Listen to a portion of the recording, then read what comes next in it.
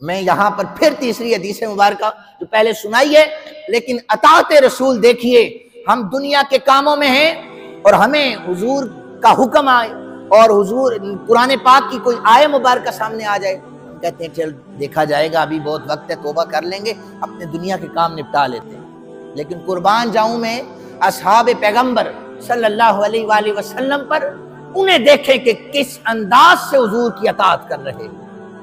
میرے سامنے بے شمار مثالیں ہیں، لیکن میں ایک حدیث مبارکہ پیش کر رہا ہوں۔ اس حدیث مبارکہ کو امام حاکم نے لکھا ہے اور ابن حبان نے اس روایت مبارکہ کو نقل کیا ہے۔ اس کے سارے رجال صحیح ہیں، حدیث پاک کی سند صحیح ہے۔ صحابی رسول یہ بیان کرتے ہیں کہ ایک غزوہ احد میں نبی پاک صلی اللہ علیہ وآلہ وسلم نے اعلان فرمایا اچانک کہ ہم نے کفار سے مقابلہ کرنا ہے اور یہ اسلام کی دوسری جنگ ہونے لگی ہے، تو فوراً سے اسلحہ لے کر، زادے راہ لے کر میدان جنگ میں پہنچ جاؤ۔ ایک دن پہلے ہی حضرت حنظلہ رضی اللہ تعالیٰ عنہ کی شادی ہوئی۔ آپ نے سنی ہوگی، غسیل الملائکہ کے حوالے سے روایات میں یہ لفظ ملتے ہیں۔ ایک دن پہلے شادی ہوئی۔ ہر شخص کی خواہش ہوتی ہے وہ نئی زندگی شروع کرے، وہ اپنی ازدواجی زندگی کی شروعات کرے۔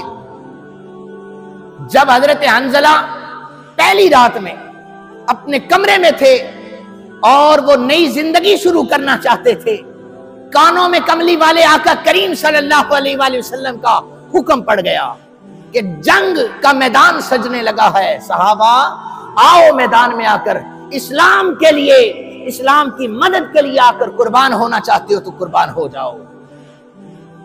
حضرت حنظلہ کہہ دیتے کہ حضور کے اور بھی صحابی ہیں، کوئی اور چلا جاتا، بے شمار ہیں، میری حاضری بھی لگ جائے گی۔ نہیں، حضرت حنظلہ کے کانوں میں آواز پڑی، حضرت حنظلہ فوراً اٹھے، دیر نہ کی، میدان میں کملی والے آقا کریم صلی اللہ علیہ وسلم کے قدموں میں جا کر آپ نے عرضی پیش کی، حضور میں آ گیا۔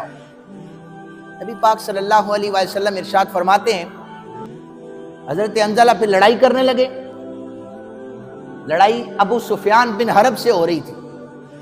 لڑتے لڑتے ایک شخص آیا، اس نے آ کر پیچھے سے وار کیا تو حضرت حنظلہ شہید ہو گئے۔ شادی کی پہلی رات تھی، حضرت حنظلہ شہید ہو گئے، دنیا کو ٹھوکر مار کر حضور کی بارگاہ میں آئے تھے۔ لیکن مقام کیا ملا؟ جب جنگ رک گئی، نقصان بھی ہوا حضور کے صحابہ کا، بے شمار نقصان ہوا۔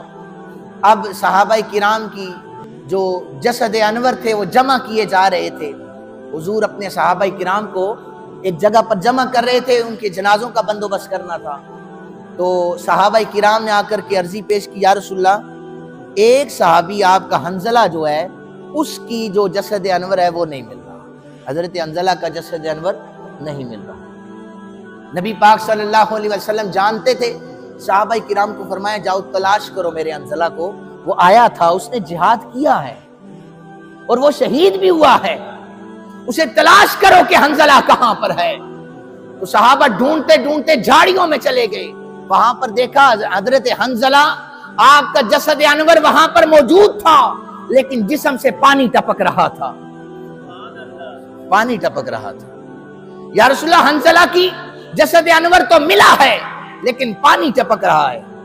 نبی پاک صلی اللہ علیہ وسلم نے فرمایا جاؤ جا کر اس کے گھر میں پتہ کرو، کوئی تو ایسی وجہ ہے کہ سارے میرے صحابہ خون میں لت پت پڑے ہیں، شہید ہو چکے ہیں، لیکن میرے حنظلہ کا جسم پانی میں بھیگا ہوا ہے، زلفوں سے پانی ٹپک رہا ہے، داڑھی سے پانی ٹپک رہا ہے، جسم جو ہے عطر و مشک و عنبر سے، وہ خوشبو سے جو ہے وہ پاک ہے، پتہ تو کرو حنظلہ کے گھر میں ہوا کیا تھا۔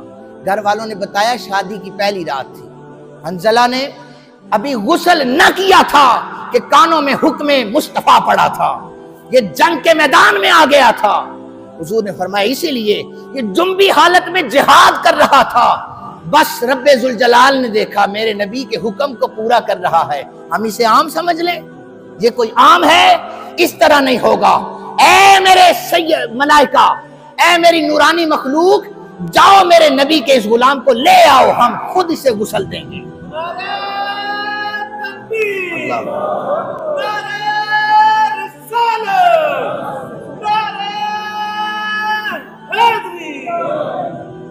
حضرت حنظلہ کو فرشتے اٹھا کے لے گئے اور فرشتوں نے خود حضرت حنظلہ کو غسل دیا۔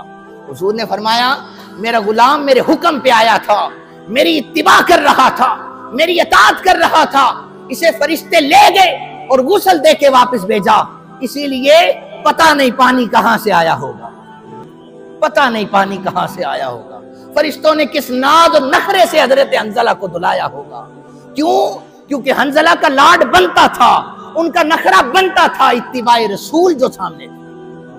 تو اتباع رسول کوئی عام بات نہیں ہے، پھر ملائکہ بھی آ کر نوکری کر رہے ہوتے ہیں، غسل کا بندوبست خود خدا کرتا ہے۔ سامعین محترم، یہ اتباع رسالت مآب صلی اللہ علیہ وسلم، آپ صحابہ کرام کی زندگیاں پڑھیں، آپ کو سمجھ آ جائے۔